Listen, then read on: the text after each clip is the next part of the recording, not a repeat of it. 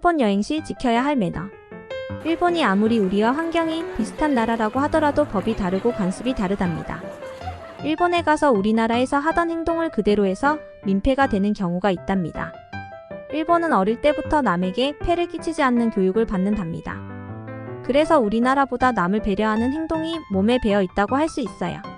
로마에 가면 로마법에 따르라는 말이 있듯이 일본에 가면 일본에 맞는 매너는 지켜야 된답니다. 먼저 여권은 반드시 지참하고 다니세요. 여행자의 신분증은 여권이겠죠? 외출할 때는 반드시 여권을 지참하고 다녀야 한답니다. 분실을 우려해 숙소에 놔두고 다니는 경우가 있는데 반드시 가지고 다녀야 해요.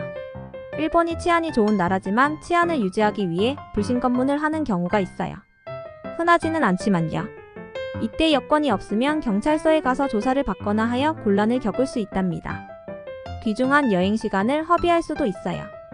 두 번째, 보행 방향을 헛갈리지 않도록 하세요. 일본에 가면 우리나라에서처럼 습관적으로 오른쪽으로 걷다가 상대편에서 걸어오는 사람과 부딪히는 경우가 발생하게 돼요. 특히 전철역과 같이 사람들이 많이 붐비는 곳에서는 왼쪽으로 들어갔다가 반대편에서 오는 사람들 때문에 앞으로 부딪히게 된답니다. 사소한 것이지만 서로 불편을 겪을 수 있으므로 주의해야 되겠죠? 한 가지 특이한 게 있는데 도쿄와 오사카가 다른 점이 있어요. 에스컬레이터 탈 때 위치랍니다. 도쿄에서는 왼쪽에 서 있고 오른쪽으로 올라가는 반면 오사카에서는 오른쪽에 서 있고 왼쪽으로 걸어 올라간답니다. 그런데 교토는 간사이 지역이지만 오사카와 달리 왼쪽에 선답니다. 도쿄와 오사카 헛갈리지 않도록 주의하세요. 셋째, 전철에서 승객이 모두 하차한 후에 탑승해야 해요. 우리나라 지하철에서 꼴불견 중 하나가 내리는 사람이 내리지도 않았는데 자리를 잡기 위해 하차 중인 사람들 사이로 비집고 들어가는 사람들이랍니다. 일본에 가서 그러한 행동은 절대 삼가해야 해요. 일본에서는 줄을 서서 기다리다가 내리는 사람이 모두 내린 후 차례로 올라타는 것을 볼 수 있어요. 아무리 바쁜 러시아어라 하더라도 사람이 내리고 있는데 올라타는 사람은 거의 없답니다. 반드시 모두 하차한 후 탑승하도록 합시다. 힘들고 피곤하더라도 기본적인 매너를 지키도록 해요. 넷째, 지하철이나 버스에서 음식물 섭취는 삼가해주세요. 여행을 하다 보면 허기가 밀려오죠.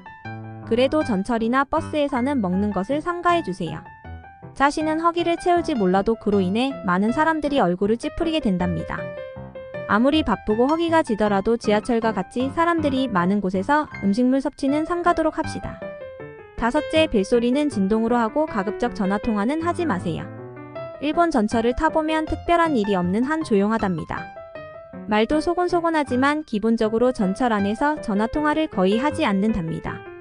전화 수신 벨소리가 울리는 경우도 찾아보기 어려워요. 심장 박동기를 설치한 사람을 전자파로부터 보호하기 위함이라고는 하지만 기본적으로 남을 배려하는 정신이라 할 수 있죠. 일본 전철에서 한국어로 통화하는 소리를 들으며 한국인으로서 안절부절 못한 경험이 있었답니다. 모든 승객들의 시선이 통화하는 사람에게 쏠려 있는데도 태연히 전화를 하고 있었어요. 일본인들은 전철 안에 있을 때 급한 전화가 걸려오면 중간역에서 내려 통화한 이후에 다음 전철을 타고 이동한답니다. 피치 못하게 통화를 해야 된다면 낮은 목소리로 통화하고 급한 전화면 내려서 통화한 후 다음 전철을 타세요. 벨소리도 진동으로 전환해 놓도록 해요.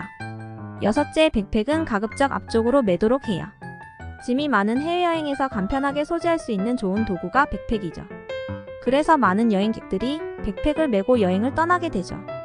백팩은 자신은 편하지만 복잡한 곳에서는 주변 사람들에게는 불편을 끼치기도 한다는 거 알고 계시죠? 우리나라 버스나 지하철에서 등에 매는 등산 배낭이나 백팩의 매너에 대해 안내 방송을 하고 있더군요. 우리나라에서도 사람이 많은 곳에서는 백팩을 앞으로 매야 되겠지만 해외에 나가서는 더욱 주의하도록 하자고요. 일곱째, 식당에서 매너도 중요하겠죠? 식당에 들어가서 아무 곳이나 자리를 잡고 앉으면 안 된답니다. 입장한 후 종업원의 안내를 따르는 것이 매너랍니다. 종업원이 나타나지 않으면 입구에서 기다리거나 고멘구다사이 또는 스미마생이라고 외치면 종업원이 나타나 안내할 거예요. 몇 명이냐고 물으면 답을 하고 종업원의 안내에 따르도록 해요. 식당에서는 모자를 벗는 것이 매너랍니다. 또 대화할 때는 너무 시끄럽지 않게 말하는 게 매너예요. 여덟째, 길거리에서 흡연은 삼가세요. 일본도 시간이 흐를수록 흡연자들의 입지가 좁아지고 있답니다. 특히 길거리에서 담배를 피우다가는 벌금을 부과받을 수 있으므로 주의해야 해요. 각 지자체마다 조례를 제정하여 벌금을 부과하는데 1,000엔 또는 2,000엔 정도의 벌금이 있답니다. 기본적으로 길거리에서는 담배를 피우지 않아야겠죠? 특히 걸으면서는 절대 피우지 말아야 해요. 아홉째, 사진을 찍을 때는 반드시 동의를 구하세요. 관광객들은 어디를 가더라도 카메라에 거리의 풍경이나 인물을 담고 싶어 하죠. 하지만 지하철 안이나 특정 인물을 촬영할 때는 주의해야 해요. 일본 거리를 지나다 보면 메이드 복장이나 만화 캐릭터 복장을 하고 손님에게 전단지를 나눠주는 여성들이 있는데 이 여성들도 함부로 촬영해서는 안 돼요. 메이드 카페 등에서는 아예 촬영을 하지 못하도록 규제하고 있답니다. 촬영하고자 할 때는 양해를 구하는 것이 매너예요. 상점이나 서점에서도 함부로 촬영해서는 안 돼요. 상점의 진열 방법도 하나의 노하우로 여기기 때문이랍니다. 마지막으로 유흥업소 주변에서는 특별히 주의하세요. 세계 어느 나라를 가든 유흥업소 주변에서는 주의해야 하는 것은 기본 상식이겠죠. 유흥가에서는 음식점을 안내하는 전단지를 나눠주기도 하고 술집이나 마사지 업소를 안내하는 사람들은 목격하게 될 거예요. 때로는 한국인임을 알고 한국어로도 말을 걸어오기도 한답니다. 이런 사람들을 절대 따라가서는 안 돼요. 의사소통에 한계가 있기 때문에 위험에 처할 수 있어요. 방거리에 유흥업소가 밀집된 지역에서는 주의하고 조금이라도 이상하면 자리를 뜨세요. 현지에서는 현지의 매너를 지키며 즐거운 여행이 되도록 노력해요.